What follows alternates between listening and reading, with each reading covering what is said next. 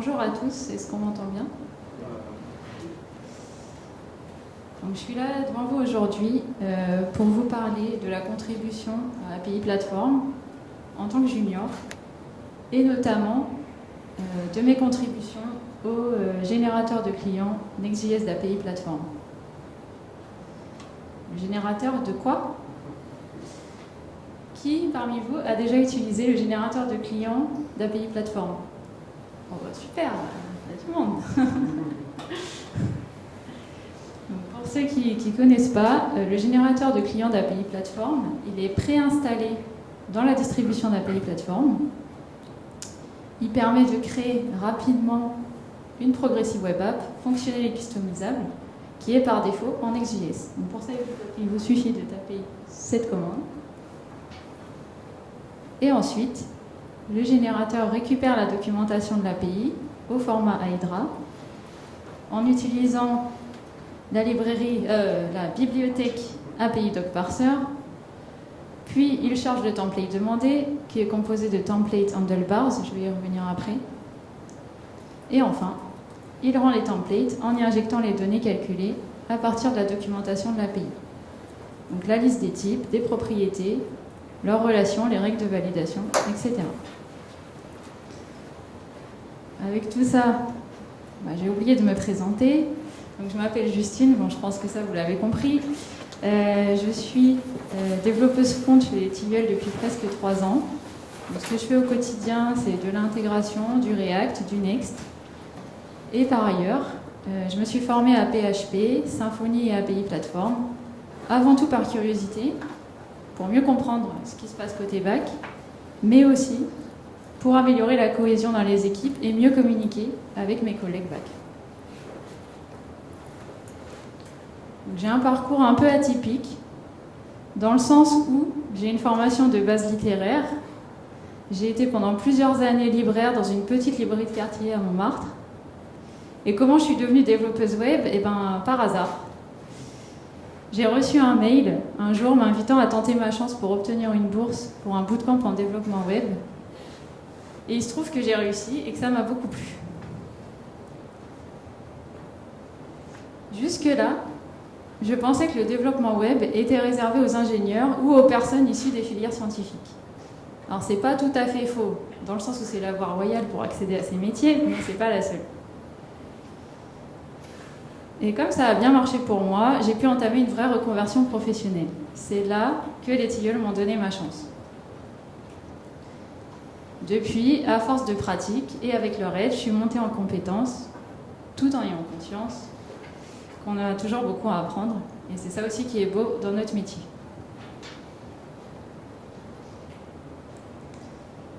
Quand vous arrivez chez les Tilleuls, c'est quasiment impossible de passer à côté d'API Platform. Donc j'entendais mes collègues en parler, je voyais leurs discussions, leurs contributions, mais je me disais que bon, ça avait l'air d'être un truc d'expert et que j'y viendrais, mais sûrement plus tard. Encore une fois, je me suis un peu auto-exclue. Et quand Kevin m'a parlé du générateur de clients, dans lequel il y avait des choses à faire en front, je me suis dit, en fait, pourquoi pas essayer.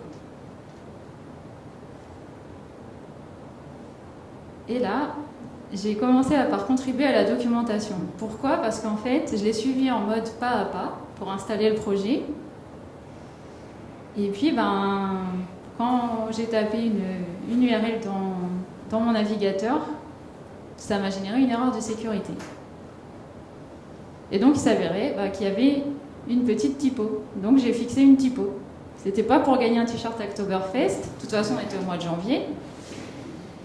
Mais en fait, c'était dans l'idée que la personne qui passerait derrière moi et qui ferait la même chose soit pas perturbée en fait par cette erreur de sécurité. Donc, quand j'ai eu installé le projet, j'ai ouvert le code du générateur. Donc là, concrètement, c'est du JSX avec du handlebars. Et la première fois que vous voyez ça et que vous n'êtes pas habitué, vous vous dites, mais qu'est-ce que c'est que ce truc? Donc, je me suis dit, du calme, analyse la situation, tu vas sûrement retomber sur tes pieds. Donc, en effet, le JSX est utilisé pour React, Next étant un framework React. Et le handlebars, utilisé pour le templating.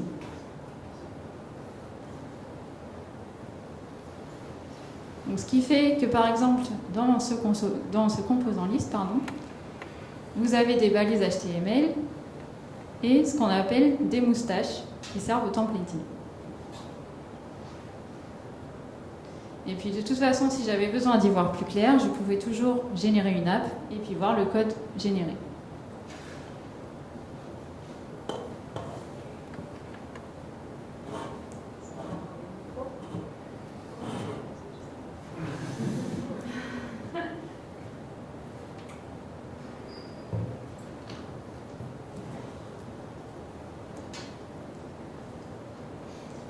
Du coup, maintenant, je vais plus parler de mes contributions elles-mêmes au générateur. Donc, le mieux, quand on veut contribuer à un projet, c'est de regarder la liste des issues. Donc, les résoudre, ça permet de contribuer de manière pertinente et en accord avec les attentes des mainteneurs du projet, ou éventuellement de corriger des bugs qui ont été remontés par d'autres utilisateurs.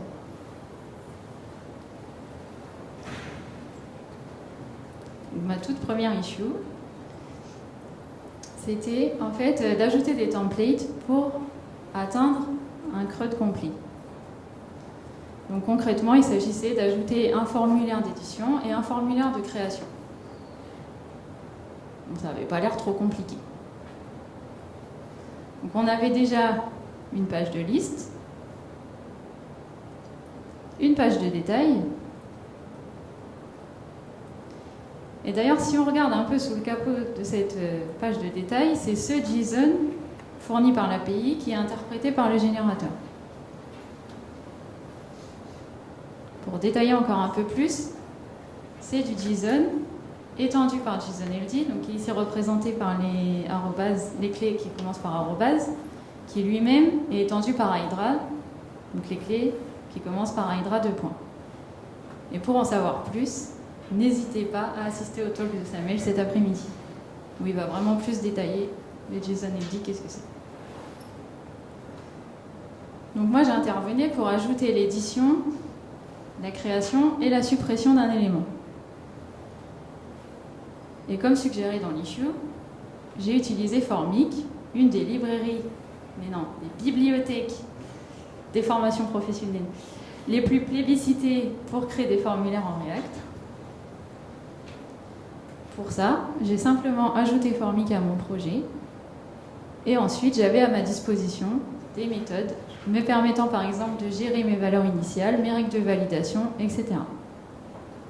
Et pour en savoir plus au sujet de Formic, je vous invite à écouter le talk de son créateur qui est dispo dans la doc, dans lequel il explique ses motivations et la philosophie de Formic.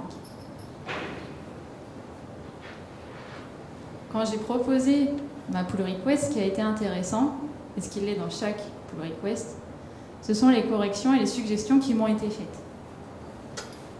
Comme ici en haut, utiliser un seul fetch avec un opérateur ternaire plutôt que 2 fetch pour la création et l'édition.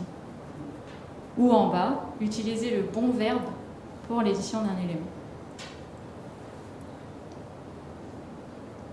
Donc, côté client, ça a donné ça.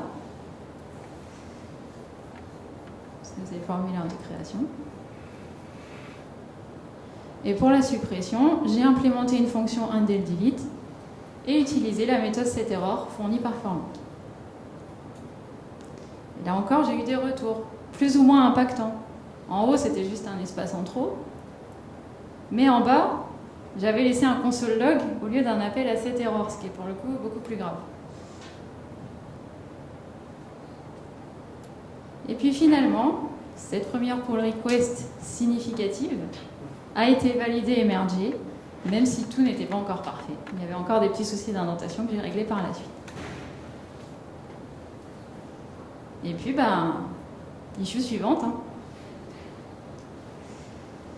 Donc, il s'agissait cette fois d'afficher les messages d'erreur de l'API dans le formulaire.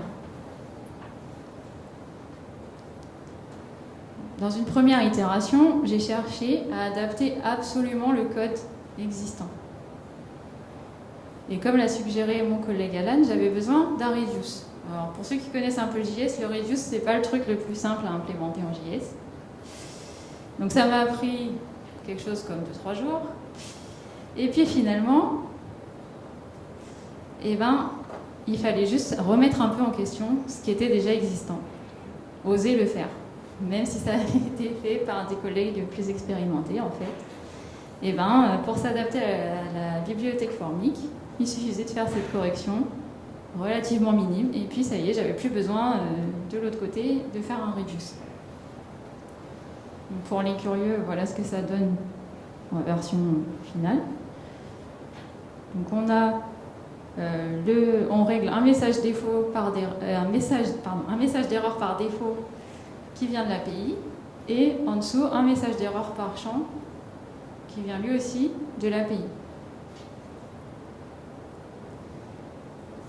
Et dans le composant lui-même, on utilise le setErrors fourni par Formic. setErrors fourni par Formic, pardon.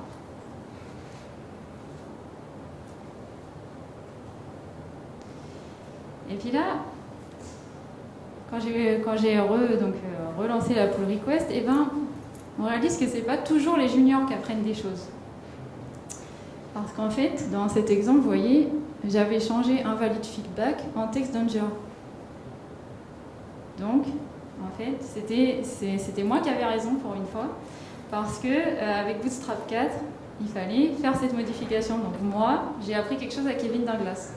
Un truc un peu incroyable. Bon, c'était un petit truc, mais bon. Quand même. Et donc, c'est bon, je m'arrête plus. J'ai ajouté le title dans les pages, donc dans l'idée en fait d'améliorer le référencement, améliorer l'accessibilité, et puis bien sûr, le plus important, respecter les standards du web. Là, j'ai utilisé le composant Head fourni par Next.js. C'est ce qui permet, vous voyez le code du générateur, de générer en fait un titre pour notre page, et puis là, dans le cas présent, une meta-property pour partager sur Facebook. Et c'est comme ça que je suis devenue contributrice, sans trop m'en rendre compte en fait.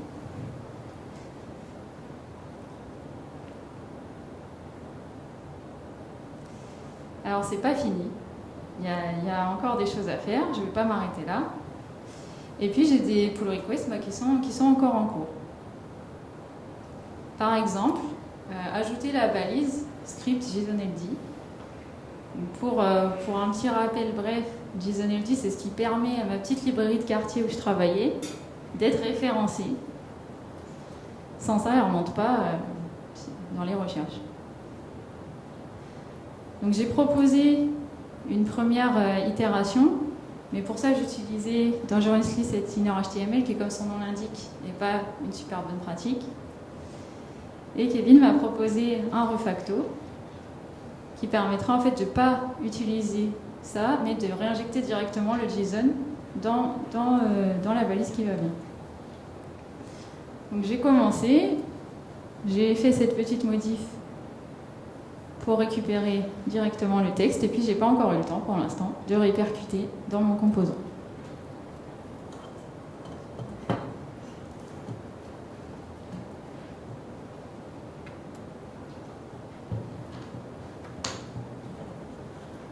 Donc tout ça pour vous dire que toutes les contributions sont importantes. Résoudre des issues, bon, sauf celle pour gagner un t-shirt Oktoberfest, on est d'accord. Mais à part ça, toutes les contributions sont importantes, que ce soit pour résoudre des issues, reporter des issues ou contribuer à la documentation. Parce que les contributions, elles permettent au projet que vous aimez, et notamment à API Platform, de vivre. Elles sont souvent, la plupart du temps, faites sur le temps libre, sauf pour les plus chanceux d'entre nous. Ce qui veut dire que même les mainteneurs, ils n'ont pas forcément le temps de tout faire, de tout tester. Donc, si vous tombez sur quelque chose qui ne va pas, plutôt que de rager, créez une issue et faites remonter le bug. Ou encore mieux, si vous êtes capable, résolvez le bug. Idem, si vous débutez et que vous installez le projet et que quelque chose ne vous semble pas clair dans la doc, eh ben reformulez-le. Et vous rendrez ainsi service à d'autres et permettrez au projet de s'améliorer. Soyez-en sûrs. On peut contribuer, même si on est junior, et j'en suis très modestement la preuve vivante. Plutôt que de toujours s'exercer avec des tutos, ce qui est important pour commencer, pour avoir un minimum de connaissances sur un langage ou un framework, contribuer peut être un moyen d'en apprendre encore plus, et dans des conditions presque identiques au milieu professionnel, parce que vous devez travailler avec d'autres, vous travaillez avec les branches, vous travaillez avec Git, GitHub, etc. Et j'apprécie en tout cas la bienveillance et l'inclusivité dont ont fait preuve les mainteneurs d'API plateforme. Et je remercie chaleureusement les tilleuls d'avoir cru en moi dès le départ, même si c'est un peu cliché, mais pour le coup, quand on sort d'un bootcamp, c'est vraiment ça, c'est un pari. Et de me permettre de m'épanouir en tant que développeuse web, finalement, plus si junior que ça. Et je vous remercie pour votre attention. Et n'hésitez pas si vous avez des questions. Et si vous souhaitez venir me voir après pour discuter, ce sera avec grand plaisir. Je vous remercie.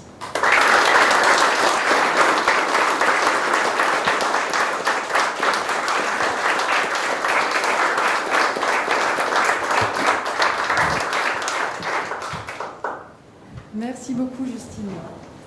Alors, avez-vous des questions? Tout était clair? Oui, j'en ai. Ouais.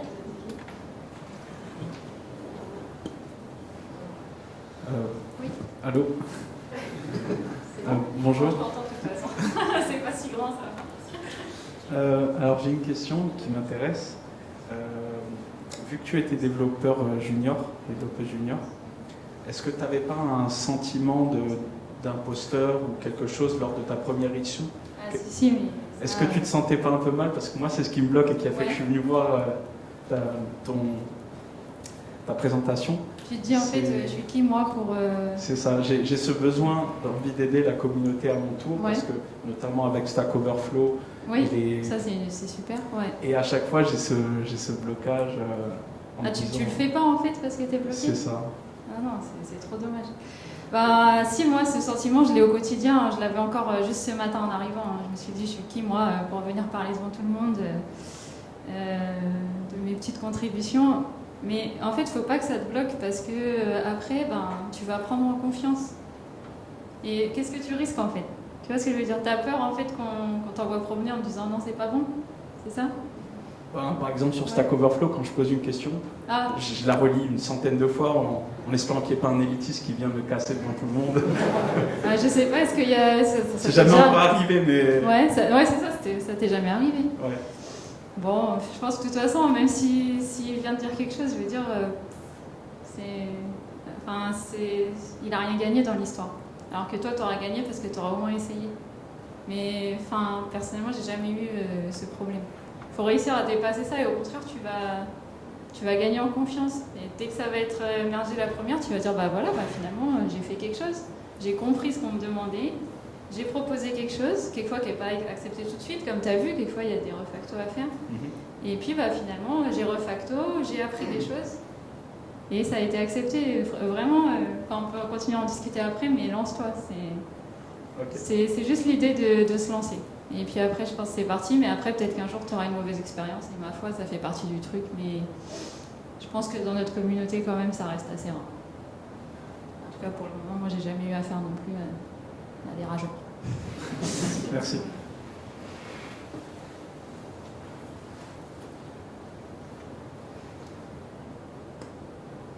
D'autres questions?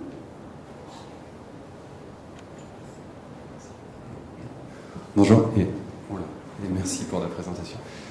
Une petite question concernant l'organisation des tilleuls, parce que c'est vrai que quand on pense aux tilleuls, on pense à des code killers, à des maîtres Jedi et tout ça.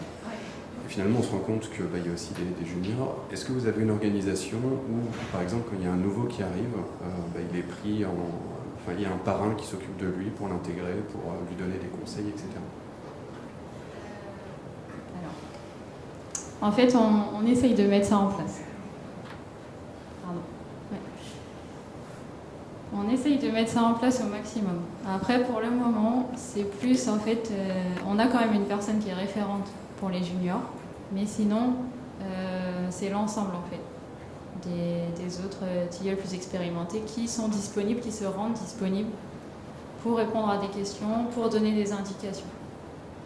Après, on essaye, là ça va bientôt se mettre en place, d'avoir quelqu'un qui est vraiment là pour les juniors spécifiquement. Mais pour le moment, ça se passe plutôt bien en faisant comme ça. Après, on sait à peu près, on sait pas à peu près d'ailleurs, on sait à qui on peut s'adresser. Si on a un souci, s'il y a quelque chose qu'on ne comprend pas, mais c'est pas encore tout à fait formalisé. Voilà.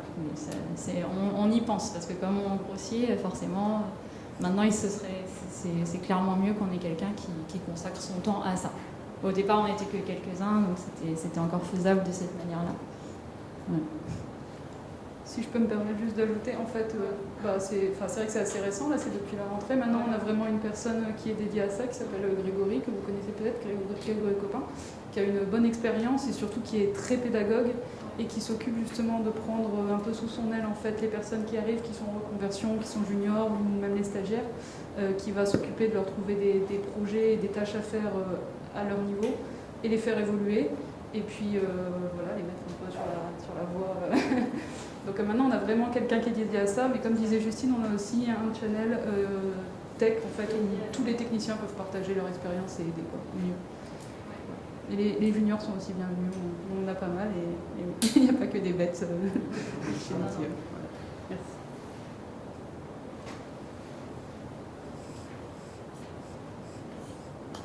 D'autres questions? On a fait le tour. Merci beaucoup, Justine. Merci à tous.